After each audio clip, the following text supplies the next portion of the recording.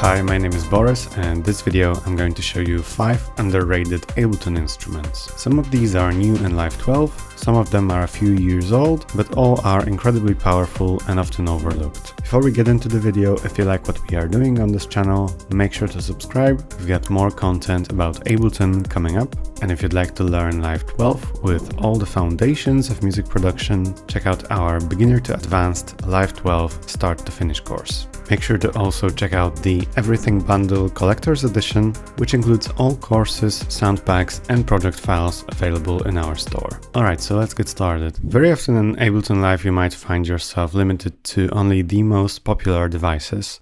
For me, these are analog, wavetable, and operator, but there's a lot to explore in the instruments section. You can actually right-click here and select rank, and you will be able to sort from the most used to the least used devices. So this way you can see what instruments you're very often using and which of these you can also start exploring to get the full benefits of all the amazing instruments in Live 12. And first of all, today we're going to be taking a look at the Drum Synths. It's an awesome collection. You can just search for DS in the instruments section. You'll be able to access the kick, snare, clap, cymbal, hi-hat, tom, clang, FM, and sampler. The most important here would be probably the kick, which is a great kick drum generator. Let's give it a quick listen.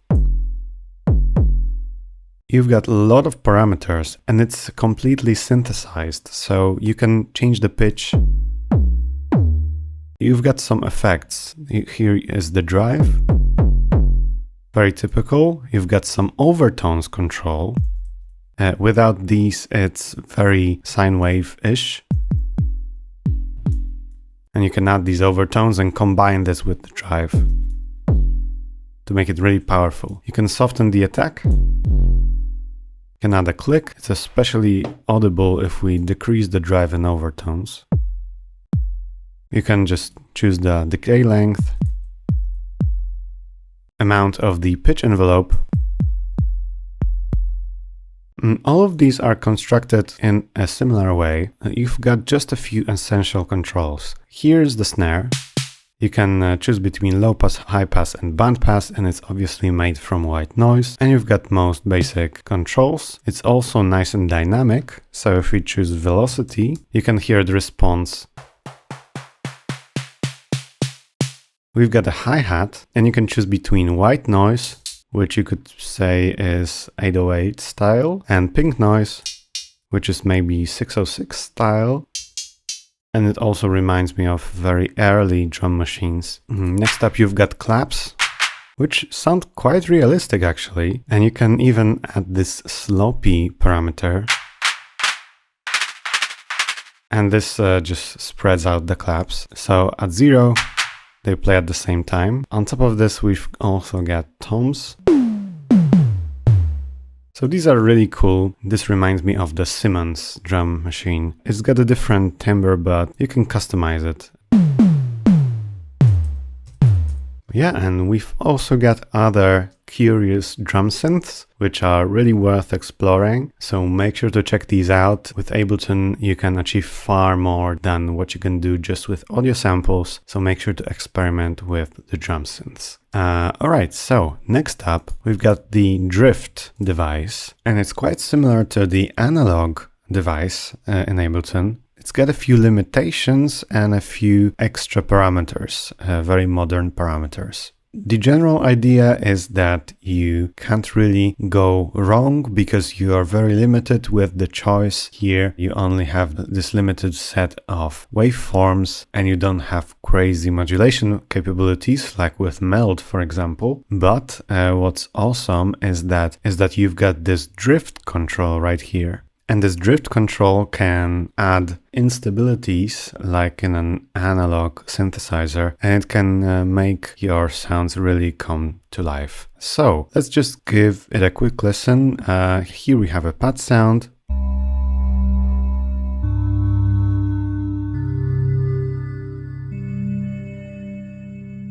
Here's a synth pop bass. Here's a very simple pluck sound. if we disable the effects for now, this is the dry sound, and if we disable drift, it doesn't sound quite as rich. So with drift, we're adding a bit of detune to the saw wave, and this just enriches the overall signal. What you also have here is filter drive. If we enable the info view and hover over the type of filter, you can see the characteristics of both of these types of filters. So type 1 is a 12 dB per octave filter, type 2 is 24 dB per octave filter, but they also have different types of distortion capabilities and resonance. So especially here, for example, with this synth pop bass, if we really drive it, you can hear the response of the filter. You've also got a unison mode here. And what we also have is FM synthesis, which you can achieve with the LFO section. So if we take the LFO and we go into the ratio type and we have a sine wave, we can actually assign the LFO to the pitch here.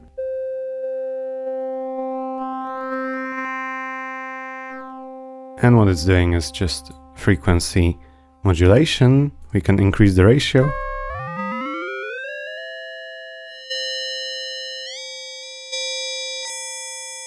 And you can hear typical FM harmonics. Make sure to do a lot of experimentation with drift. To me, it sounds really good, and you can't really go wrong with this synthesizer. You can achieve really quickly amazing results. Okay, next up we have the collision device. This one is a physical device modeler, and what we have here is a mallet section, and we also have the two resonator tabs. The types of resonators are really important here. We've got marimbas, we've got strings, we've got different plates, pipes, tubes. This is most useful for our guitars and different mallet type sounds like marimbas. Okay, so let's give this a quick listen.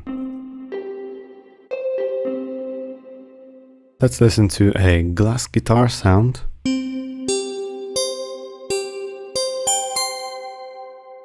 And also we've got a different guitar.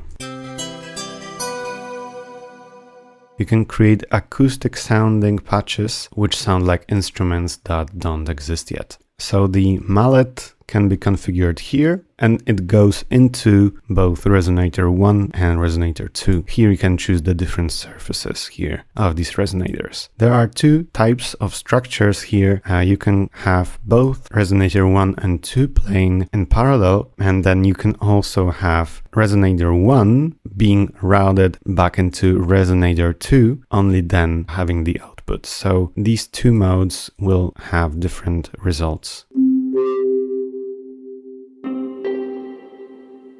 You've also got a nice LFO section, and you've got MPE capabilities now actually, so there's a lot to be explored here. Alright, so next up we have tension, and this device has been in life for quite a while now, but it can imitate different pianos, guitars and violins. You've got the exciter section with different exciter types here. So we've got the bow, hammer and plectrum. You've got a damper, which acts like a felt pad that is applied to the strings of a piano when the key is released. But in, for example, guitars and violins, it is the player who damps the string with a finger, and this way stops the string's vibration. So you've got this capability in the damper section. The string section just defines different characteristics of the string. Vibrato is pretty self-explanatory, so just like an LFO applied to pitch. We've got termination, which just models the interaction between the fret, the finger and the string. And we've also got a pickup section, which just is optional, and you can mimic the way the electromagnetic pickup responds.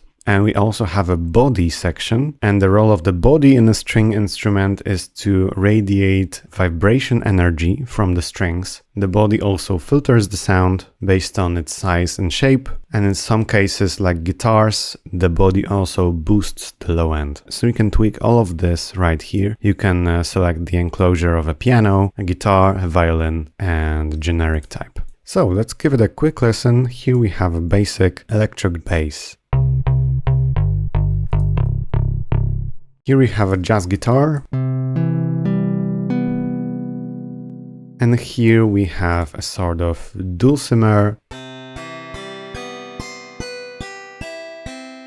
So the electric device is absolutely worth exploring. And the last device for today is going to be the Granulator, and it's a sample-based device, and you can basically scan through the sound with this position knob. You can create different types of pads and loops, and you can basically loop different sections of the sample, and in this way, for example, create nice pads or different rhythmic sounds, which would be harder to create with typical samplers. So here's a flute type pad. Here's a cello.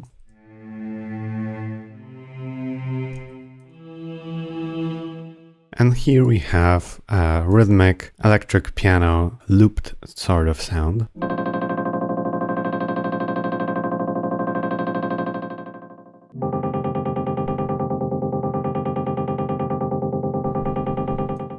And you can, for example, hear the LFO that is applied to the filter and how it responds differently to different pitches. And you can scan through the sound here with this position.